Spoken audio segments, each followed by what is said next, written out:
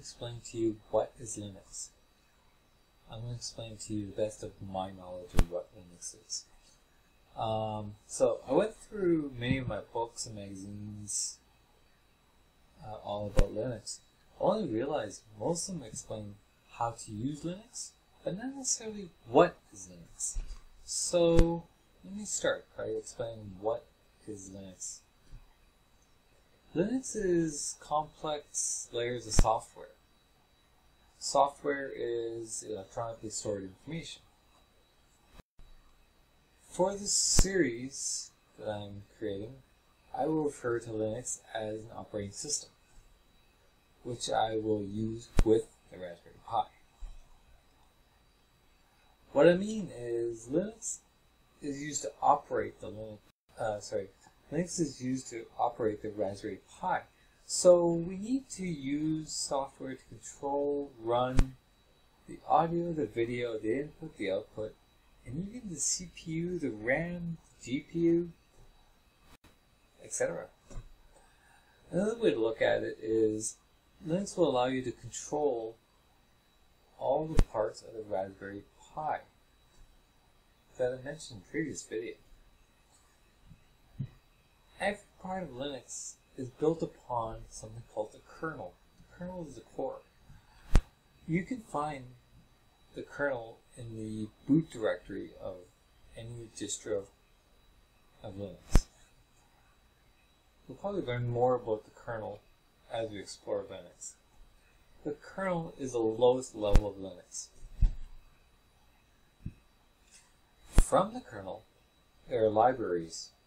The libraries are additional software modules that can be called by the kernel to run additional hardware and or software. The libraries can be found in the lib, and then subdirectory of the lib directory is the module directory. Down below, I'll put the address. Hi, I just wanted to interject here. This whole process of doing these videos is a learning experience. So I've used Linux on many occasions. I'm not an expert, so I make mistakes. I realize that I was using the words library and module interchangeably in this last little while. I honestly don't know the exact difference between a library and module, so hopefully this will be part of the learning experience. Thank you for continuing watching the videos, and I'm going to go back to my rambling. Thanks. Bye. So, if you explore Linux more, you'll find there's many examples of Linux that can fit on various media. You can fit Linux on a thumb drive, on a CD-ROM, on a DVD. Back in the day, I remember you can fit it on a floppy. I doubt you can fit it on a floppy now, but I'm not sure. We'll learn. It is because this kernel itself is very small. But to actually use Linux on a variety of machines, you have to access a variety of libraries, so that it gets bigger. I'll explain more about that as I talk. The current version of one of the more popular versions of Linux people use with their Pi is called Raspbian. It is about 1 gigabyte. This is very large, but it allows for a lot of flexibility. For example, you can plug in probably printers, maybe webcams, gamepads. I don't actually know, but I can tell you, being 1 gigabyte probably allows you to plug on various many devices. But there's other forms of Linux. For example, if you know exactly what you're going to do with the Raspberry Pi, you can cut out a lot of the libraries. An example of this would be, there is something called the RaspBMC. It allows you to take the Raspberry Pi and make it into a media center. It's under 300 megabytes. That's significantly smaller. And I know there's even smaller versions of Linux that is made for the Raspberry Pi.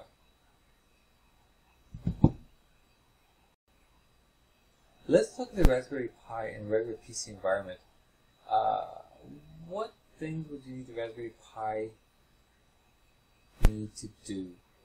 For example, first thing you would need is for it to control the graphics that you see on the screen. You need to be able to display plain text environments all the way up to a full color windowing environment, to maybe even a 3D gaming environment.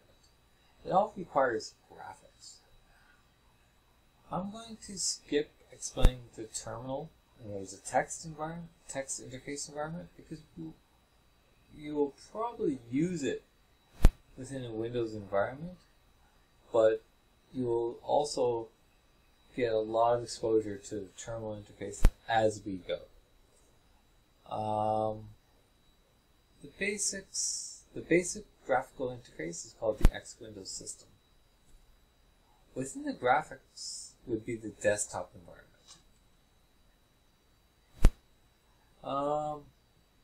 These are other interfaces that go on top of the X Windows system, such as GNOME, KDE, but they're just meant to make the X Windows system easier or more aesthetically pleasing to use. Usually easier to use. The most popular form of desktop, I would say, is GNOME, KDE, Cinnamon, or Unity. These are basically the graphics that the user interfaces with. GNOME and KDE are the most popular on PCs, but Cinnamon is becoming the most popular fork of GNOME because some developers were not happy with the way GNOME was developing. Unity was made as a shell for GNOME. It was made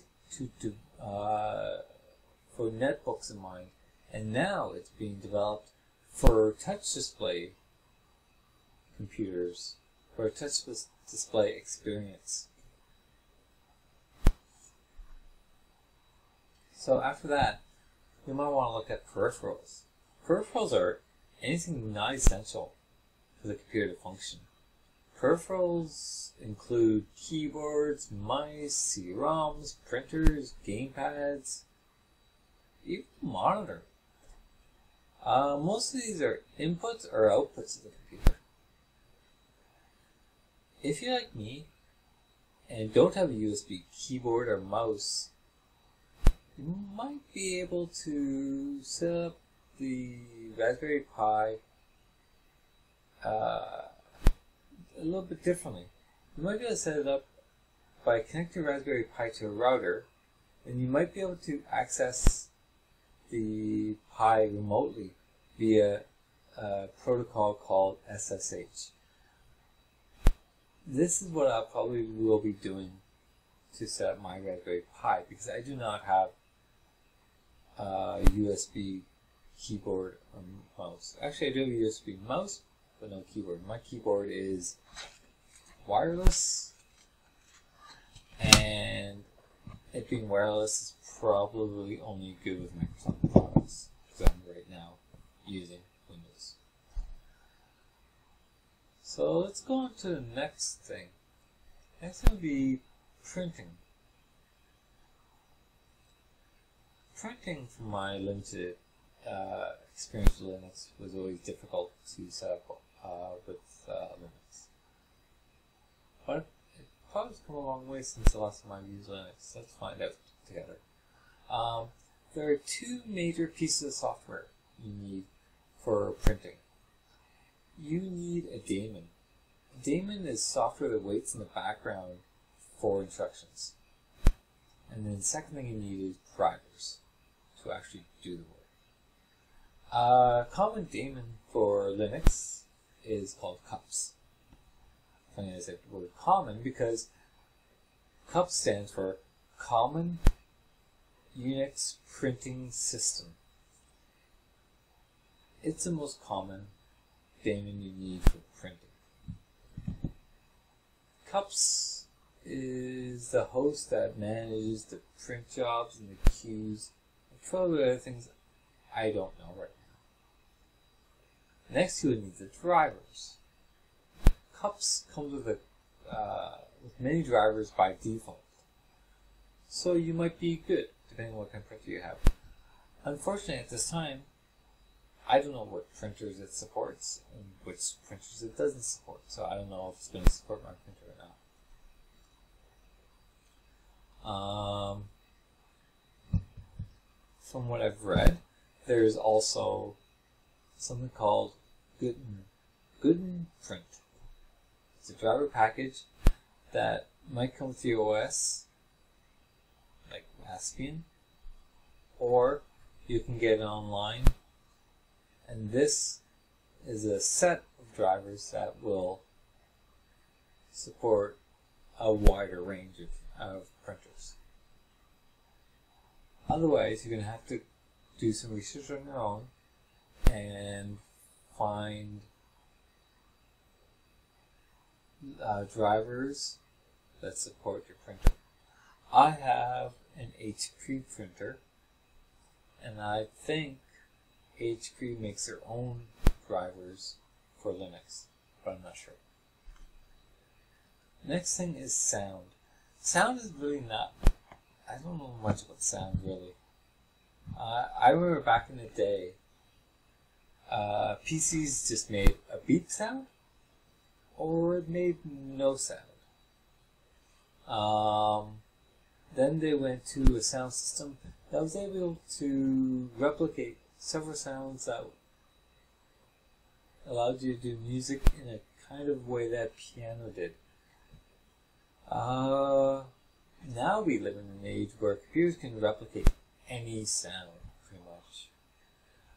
For me, I only understand either the sound works or it doesn't. I know MIDI is a standard used by musicians to interface instruments with their computer. From what I've read, there seems to be many standards. Something called Jack, there's something called Pulse Audio, there's something called ALSA, A-L-S-A. Some will interface with multiple cards, some will work better with voice over IP, but I think for most of us, ALSA, A-L-S-A, Advanced Linux Sound Architecture, will be enough, and everything else is for people that are interested in advanced uses of sound with their computer. With many of the projects, you will need these components of Linux, or you will need